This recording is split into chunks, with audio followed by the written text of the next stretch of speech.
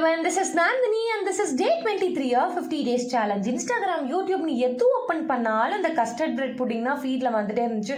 அதோட கலரு டெக்ஸ்சர்னு எல்லாமே ரொம்ப அப்படைசிங்காக இருந்துச்சு. இதெல்லாம் பார்த்துட்டே இருந்தால் வேலையாகாது, நம்மளும் ட்ரை பண்ணிடணும். இதை நேற்று நான் வந்து ட்ரை பண்ணிட்டேன். இதுக்கு ஃபியூ ஸ்லைசஸ் ஆஃப் பிரெட் எடுத்துகிட்டு சைட்ஸ்லாம் கட் பண்ணிட்டு எதர் பட்டர் ஒரு கீழே லைட்டாக பிரெட் பீசஸ் வந்து டோஸ்ட் பண்ணி எடுத்துக்கோங்க.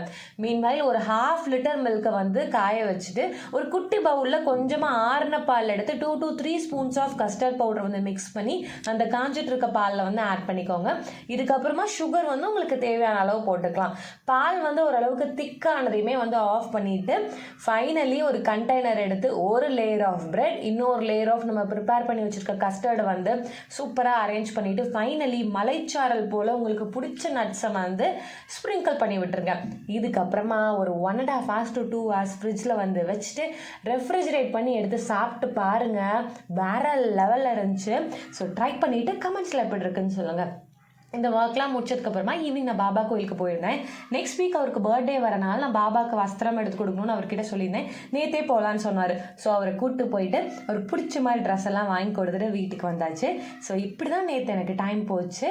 நாளைக்கு இன்னொரு வ்ளாகில் பார்க்கலாம். Tata bye from Nandi.